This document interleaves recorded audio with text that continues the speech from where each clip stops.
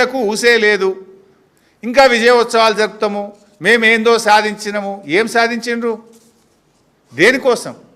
ఇలా 2 పంటలకు కేసీఆర్ ఉండగా బరాబర్ కరోనాలో కూడా రైతు భరోసా వచ్చింది.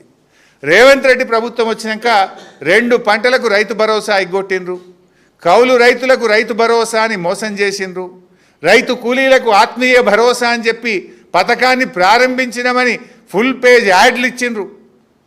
కానీ ఇవాళ రాష్ట్రం రైతు కూలీలకు రైతు భరోసా దక్కలేదు. చారణ మందికి రుణమాఫీ చేసి భారణ మందికి రుణమాఫీ ఎగ్గొట్టినందుకు ఉత్సవాలు జరుపుతారా? అన్ని పంటలకు బోనస్ అని సన్నవడ్లకు మాత్రమే పరిమితం చేసినందుకు జరుపుతారా? ఆ సన్నవడ్లకు కూడా 1300 కోట్ల రూపాయల బోనస్ ఎగబెట్టినందుకు ఇవాళ ఉత్సవాలు జరపాలనా? కనీసం రైతులకు సకాలంలో యూరియా కూడా అందించకుండా పండగ పూట రైతుల కళ్ళల్లో కన్నీళ్లు పెట్టినందుకు ఉత్సవాలు జరుపుతారా? లగచెర్ల రాజోలి రైతులకు బేడీలు వేసి జైల్లో పెట్టినందుకు ఉత్సవాలు జరుపుతారా? మొదటి ఏడాదిలోనే 2 లక్షల ప్రభుత్వ ఉద్యోగాలు ఇస్తామని చెప్పి నిరుద్యోగ యువకులను మోసం చేసినందుకు ఉత్సవాలు జరుపుతారా? జాబ్ క్యాలెండర్ అని చెప్పి అసెంబ్లీలో పెట్టి జాబ్లెస్ క్యాలెండర్గా మార్చినందుకు ఉత్సవాలు జరుపుతారా? మహాలక్ష్మి పేరు మీద నెలకు 2500 ఇస్తామని అక్కా చెల్లెళ్ళని మోసం చేసినందుకు ఉత్సవాలు జరుపుతారా? ఆడబిడ్డలకు తులం బంగారం ఇవ్వనందుకు ఉత్సవాలు జరుపుతారా? అవ్వా తాతలకు పింఛన్ పెంచకుండా ఇచ్చే పెన్షన్ 2 నెలలు ఎగ్గొట్టినందుకు ఉత్సవాలు జరుపుతారా? హైడ్రా పేరిట పేదల బతుకులు కూల్చినందుకు ఉత్సవాలు జరుపుతారా?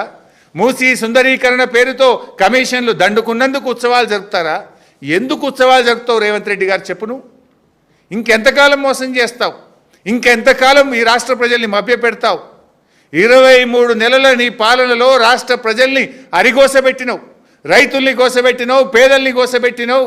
రాష్ట్రంలో వ్యాపారాలు దెబ్బతిన్నాయి, పిల్లల చదువులు ఆగం చేసినావు. గురుకుల పాఠశాల పిల్లలు అనారోగ్యంతో ఆసుపత్రుల పాలైపోయినరు. రోజుకొకరు పిట్టల్లాగా రాలిపోతూ ఉన్నారు. దేనికోసం ఉత్సవాలు జరుపుతావు?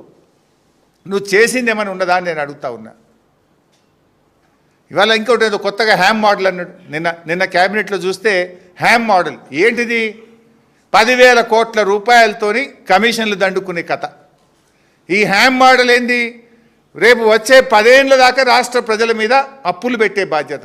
ఇప్పటికే రేవంత్ పాలనలో ఈ రాష్ట్రం అప్పుల కుప్పగా మారిపోయింది. సివిల్ సప్లైస్ కార్పొరేషన్లో అప్పులు పెరిగినాయి. 2 ట్రాన్స్కో డిస్కామ్లు అప్పుల కుప్పగా మార్చేసిండ్రు. రాష్ట్ర ప్రభుత్వ FRBM అప్పులు గత 10 ఏళ్లలో ఎప్పుడూ తేనంత అప్పులు తెచ్చేసినారు. ఇప్పటికే ఏ సంవత్సరంలో కూడా ఇంత అప్పులు తేలేదు. ఇవాళ కాంట్రాక్టర్లకు లబ్ధి చేకూర్చడం కోసం, కమిషన్లు దండుకోవడం కోసం ఈ హ్యామ్ మోడల్ని తీసుకొచ్చినారు. 10,547 కోట్ల రూపాయలతో హ్యామ్ మోడల్లో టెండర్లు పిలిచి బ్యాంకుల నుంచి అప్పులు తెచ్చి కమిషన్లు దొప్పుకునే ప్రయత్నం. గతంలో మేము రోడ్లు చేయలేదా? బీఆర్ఎస్ ప్రభుత్వం ఉన్నప్పుడు ప్రతి గ్రామానికి రోడ్ వేసింది. ప్రతి మండల కేంద్రం నుంచి జిల్లా హెడ్ క్వార్టర్కు డబుల్ రోడ్ వేసింది. ప్రతి జిల్లా కేంద్రంలో 4 లైన్ రోడ్ వేసింది. కానీ మీరు ఈరోజు హ్యామ్ పేరిట అప్పుల కుప్పగా రాష్ట్రాన్ని మారుస్తున్నారు. బ్యాంకుల్లో అప్పులు తేవడానికి, బ్యాంకుల్లో అప్పులు పుట్టకపోతే ఏం చేసింది తెలుసా? వీళ్ళు జీవో 53, జీవో 54 పేరు మీద లైఫ్ ట్యాక్స్ పెంచిండ్రు. ఎవరైనా బండి కొనుక్కుంటే దాని మీద ట్యాక్స్ పెంచిండ్రు.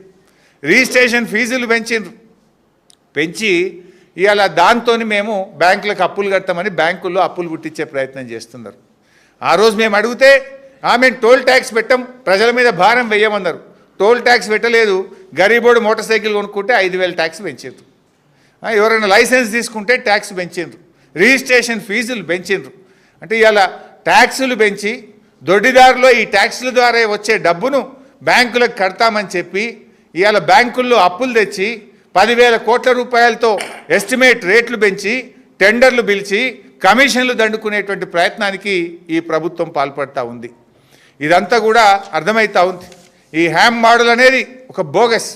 కమిషన్లు దండుకోవడం కోసమే తప్ప ఈ ప్రభుత్వం చేస్తున్నదేం లేదు. రేపు తప్పకుండా బీఆర్ఎస్ ప్రభుత్వం వస్తుంది.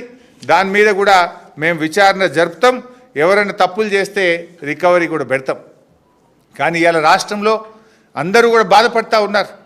ఇవాళ ఇంత ఒక అద్భుతమైన రాష్ట్రం, దిగ్విజయంగా దూసుకుపోతున్న రాష్ట్రాన్ని ఇవాళ కాంగ్రెస్ ప్రభుత్వం ఆగం చేసి పారేసింది.